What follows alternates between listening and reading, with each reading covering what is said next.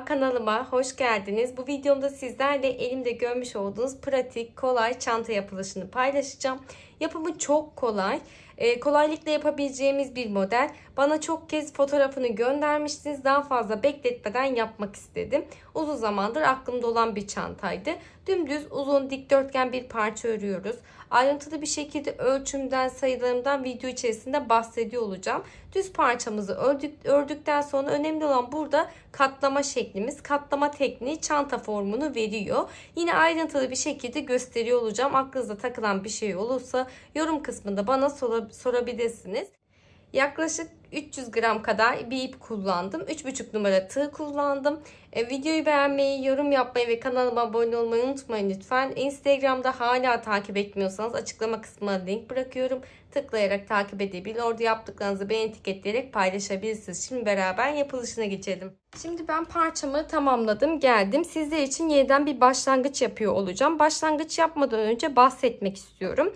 54 zincir üzerinde 55 tane ikili trabzan yaparak modelimi oluşturdum.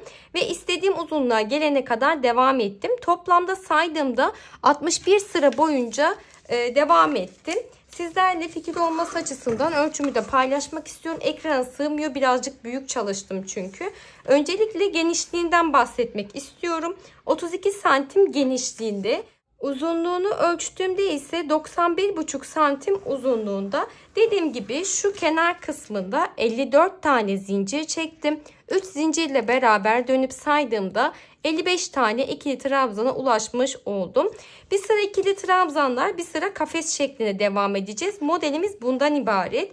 Burada önemli olan parçamızı katlama tekniğimiz ve çanta formunu vermek. Şimdi beraber şöyle bir kenara alıyorum. Şunu da söylemek istiyorum. Bu şekilde tamamladıktan sonra mutlaka iki yönlü bir ütüleme işlemi yaptım. Direkt ütüyü buharlı bir şekilde tamamıyla elimle düzeltip esneterek bir ütüleme yaptım. Bu şekilde düz bir görüntü elde ettim. Burada ütüleme önemli. Mutlaka elinizde güzelce düzeltme işlemi yapıp ütüleme işleminizi güzelce yapmalısınız. Şimdi şöyle bir başlangıç yapalım dediğim gibi. Bu arada kara ip kullandım. 3,5 numara tığ kullandım. İpim orta kalınlıkta bir ip. İpimin ortasına tığımı yerleştirdim. 1, 2, 3, 4, 5, 6, 7, 8, 9, 10. 10 tane zincir çektim. 10. zinciri parmağımla tutuyorum. 1, 2, 3 tane zincir çektim. Tığım üzerine ipimi bir kez aldım. 10. zincirin içerisinden tığımı geçiriyorum. 1, 2 seferde çekerek bir tane ikili trabzan yaptım. Bir tane ikili trabzan yaptım. 3 zincirle beraber 2 tane ikili trabzan yapmış olduk. Yandaki zincirden tığımı geçiriyorum. İpimi 2 seferde çekerek ikili trabzanımı yaptım. Yandaki zincire geldim. Bir tane ikili trabzan yaptım. Bu şekilde her zincirin içerisine bir tane ikili trabzan yaparak devam ediyoruz. Son zincirime geldiğimde bir tane ikili trabzan yaparak sıramı tamamladım. Saydığımızda sıra sonunda 11 tane ikili trabzana ulaşmıştık. Şu şekilde düzeltiyorum, bakın elimle düzgün bir görüntü elde edebilmek için. Şunu söylemek istiyorum. Burada tek sayıda ikili trabzan elde etmeniz önemli. Ben 10 zincir çektim. 3 zincirimle beraber 11 tane ikili trabzana ulaştım. Bu 13 olabilir. Ya da hani söylediğimde 55 tane ikili trabzana ulaşmıştım. Hep tek olarak ilerlemek gerekiyor ki üst kısmında yerleştirmede herhangi bir sıkıntı yaşamayalım. 1, 2, 3, 4 tane zincir çektim. Tığımın üzerine ipimi bir kez aldım. Bir tane bakın ikili trabzanın tepesi boşluk kısmını atlıyorum. Diğer boşluğa geldiğimde bir tane ikili trabzan yaparak ilk kafesimi yapmış oldum. Bir zincir çektim. Tığım üzerine ipimi bir kez aldım. Bir boşluk atlıyorum. Diğer boşluktan tığımı geçirdim. Bir tane ikili trabzan. Bir zincir çektim. Tığım üzerine ipimi bir kez aldım. Bir boşluk atlıyorum. Diğer boşluktan tığımı geçirdim. Bir tane ikili trabzan yaptım. Bu şekilde devam ediyorum. Bir tane zincir çektim ve sıra sonunda baktığımda bir tane boşluğum ve bir de 3 zincir çekerek dönüş sağladığım nokta var. 3. zincirin tepesinden tığımı geçiriyorum. İpimi 2 seferde çekerek ikili trabzanımı yapıyorum. Bakın yine elimle bir esnetme, düzeltme yaptım. İpin yapısı gereği her sırada düzeltme yaparsanız daha güzel bir görüntü elde edeceksiniz. Şimdi yine ikili trabzanlar yapacağız. 1, 2, 3 tane zincir çektim. Tığım üzerine ipimi bir kez aldım. Direkt boşluktan geçiriyorum.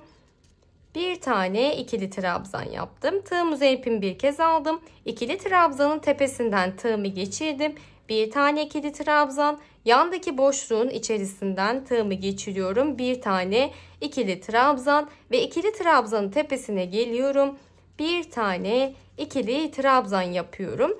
Boşluk kısmına bir tane ikili trabzan ve ikili trabzanın tepesine de bir tane ikili trabzan yaparak devam ediyoruz. Son boşluk kısmına geldiğimde bir tane ikili trabzanımı yaptım. Buradaki son ikili trabzanımı 3. zincirin içerisinden tığımı geçirip ikili trabzanımı yapıyorum. Ve bu şekilde sıramı tamamlamış oldum. Bakın 3. sıramızda bu şekilde yapmış olduk. Yine 4. sıramıza geldiğimizde kafes kısmını yapacağız. 1, 2, 3, 4 tane zincir çektim. 2. sıramızda ne yapmışsak aynısını yapıyor olacağız. Bir tane boşluk atlıyorum. Diğer boşluktan tığımı geçirdim. Bir tane ikili trabzan. Bir tane zincir çektim. Bir boşluk atlayıp diğer boşluğa geliyorum. Bir tane ikili trabzan yapıyorum. Modelimiz bundan ibaret. Hep bu şekilde devam ediyoruz. Bir sırada ikili trabzanlar, bir sırada kafesler yapıyoruz. Üzerine yine ikili trabzan yapıyoruz. Dediğim gibi istediğiniz boyuta ulaşana kadar bu şekilde devam edip geliyoruz.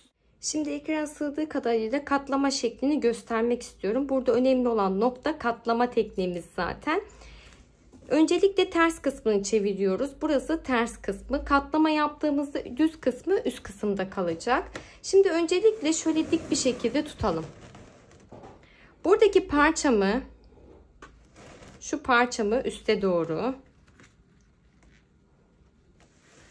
Bakın alttaki parçamın ucunu tutuyorum. Üste doğru. Katladım. Üçgen bir şekilde katlıyorum. Daha sonrasında uzatıyorum. Buradaki parçamı ise tam tersi bir şekilde katlayacağım. Alttaki parçamı üste doğru katlama yapmıştım. Burada üstten alıyorum. Alta doğru bir katlama yapıyorum. Bakın görüntümüz bu şekilde. Şöyle düzeltiyorum. Görüntü bu şekilde elde ediyoruz. Daha sonrasında bu ortada kalan kısım. Şu sonradan katlamış olduğum aşağıya doğru bakın katlamış olduğum parçamı. Burası üste doğru katlamış olduğum. Burası alt kısma doğru katlamış olduğum parçamı eşit bir şekilde eşitledikten sonra iyice üste doğru kıvırıyoruz, kıvırıyoruz. Bakın buradaki parçama getiriyorum. Tekrardan şöyle aldım. Şu parçamı, bu kısmı buradaki parçama getiriyorum. Bakın çanta şeklini vermiş olduk. Tekrardan göstereceğim. Açıyoruz.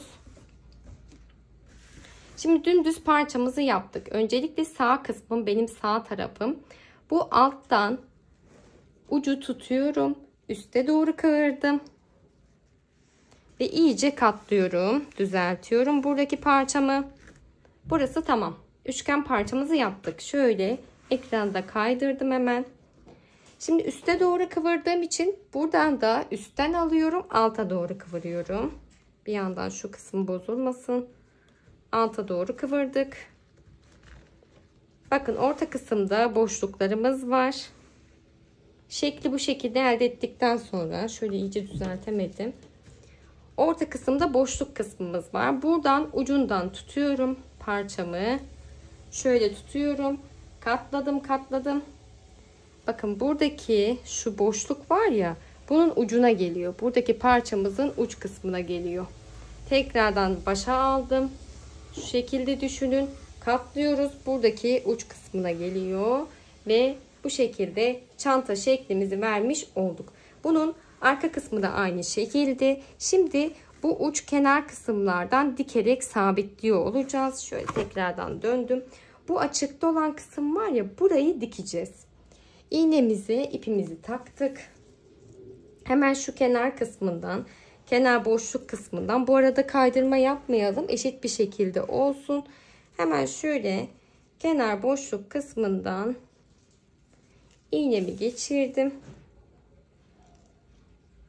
Aynı şekilde eşit gelen üst kısımdan da zincirler arasından, trabzan arasından iğnemizi geçiriyoruz. Burada iğnenizi geçirebildiğiniz her noktadan geçiriyorsunuz daha doğrusu.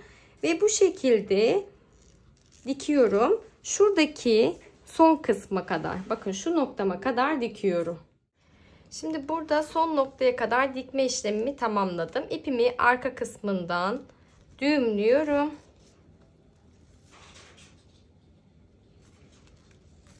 Ve birkaç kez düğümledikten sonra şöyle ilmek arasından ipimi yürüterek yok ediyorum. Daha sonrasında kesiyoruz. Şu ipimi de daha sonra gizleyeceğim. Şimdi bakın bu kısmını birleştirdikten sonra aynı şekilde arka kısmını dönüyoruz. Hemen şöyle döndürdüğümde arka kısmındaki açıklığımızın dikme işlemini tamamlayacağız. Yine aynı şekilde dikeceğiz. Farklı bir şey yok. Hemen şu alt kısmından başlıyorum. Buradaki üst kısımdaki noktaya kadar dikiyorum. İki tarafında dikme işlemini tamamladıktan sonra şu üst kısmı birazcık böyle güzel gözüksün istiyorum. O yüzden bir sıra boyunca sık iğne giderek ilerleyeceğim ve sonrasında tamamlıyor olacağım. Bir tane zincir çektim. Hemen orta kısmındaki boşluktan, bakın yatay boşluktan ikili trabzan içerisinden tığımı geçiriyorum. 2 tane sık iğnemi yaptım. Tepe noktasına geldim. Bir tane sık iğne. Yandaki boşluğa geldim. 2 tane sık iğne, yandaki boşluğa geldim. 2 tane sık iğne yaptım. Şimdi burada tamamıyla elimizin ayarına göre farklılık gösterebilir. 3 ya da 2 tane sık iğne yaparak başlangıç noktama kadar, yani tüm çantanın gövde boyunca dönerek ilerleyip geliyorum. Son boşluğuma sık iğnemi yaparak sıramı tamamlıyorum ve burada ilmeğimi bıraktım. Birinci sık iğne yaparak başlangıç yaptığım noktadan tığımı iç kısmından dış kısmına doğru geçiriyorum ve burada ilmeğimi takıp iç kısmına çekiyorum. Gövdenin iç kısmına çekiyoruz. Daha sonrasında 2 tane zincir çekerek burada ipimi artık kesiyorum. Ve çantamızın gövde kısmı bu şekilde tamamlamış olduk. Sık iğne yaparak daha güzel bir görüntü elde etmiş olduk. Şimdi sıra geliyor askı kısmına. Askı kısmı için de buradan kenar kısmından bir başlangıç yapacağız. Hemen bir tane zincir çekerek başlangıcımı yapıyorum. Sonrasında tam orta tepe noktada saydığımızda 1, 2, 3, 4, 5, 6 tane yeterli olacak bence. Hemen şuradan bakın. Tam tepenin 3 tane sağda, 3 tane solda olmak üzere toplamda 6 tane sık iğne yapıyor olacağız. Boşluktan tığımı geçirdim. Bir tane sık iğnemi yaptım. 2, 3, 4, 5 ve 6 tane sık iğneyi yaptım. Daha sonrasında örgümün diğer kısmına dönüyorum. 2 tane zincir çektim. Dibindeki boşluğa değil, bir sonraki boşluktan tığımı geçirdim. Bir tane sık iğne yapıyorum. Bu arada buradaki ipimi de şöyle tutuyorum. Yandaki boşluğa geldim. Bir tane sık iğne. Yandaki boşluğa geliyorum. Bir tane sık iğne yapıyorum. Bu şekilde sıra sonuna kadar devam ettim. Sonda baktığımızda 2, 4, 5 tane sık iğneye ulaştık ve zincir çekerek başlangıçtaki sık iğnemin tepesinden de tığımı geçirip sık iğnemi yapıyorum ve yine saydığımda sıra sonunda 6 tane sık iğneye ulaşmış oldum. Örgümün diğer kısmına dönüyorum. 2 tane zincir çektim. Dibindeki boşluğa değil, bir sonraki boşluktan tığımı geçiriyorum. Bir tane sık iğne. Yandaki boşluğa geldim. Bir tane sık iğne yaptım. Bu şekilde devam ediyorum. Sıra sonuna geldiğimde 2 zincir çekerek başlangıç yaptığım noktada ikinci zincirin tepesinden tığımı geçirip bir tane sık iğnemi yapıyorum. Sıra sonunda yine 6 tane sık iğneye ulaşmış olduk. Örgümün diğer kısmını döndüm. 2 tane zincir çektim. dibindeki boşluğa değil bir sonraki boşluktan tığımı geçirerek sık iğneler yapmaya başladım. Hep bu şekilde devam edeceğiz. İstediğimiz askı uzunluğuna ulaşana kadar. Şimdi istediğim uzunluğa ulaşana kadar devam ettim. Burada sizlere fikir olması açısından yine ölçümü paylaşmak istiyorum. Askı uzunluğumu.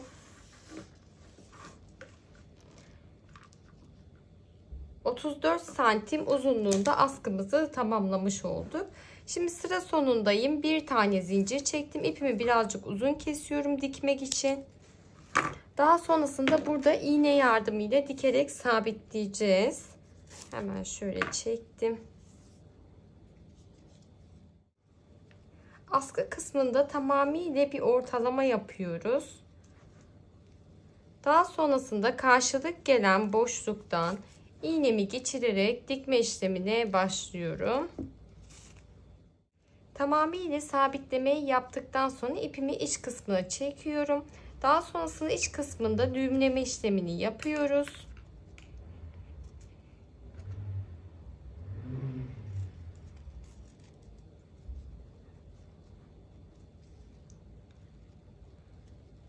Ve ipimi birkaç kez yürütme yaparak sabitliyorum.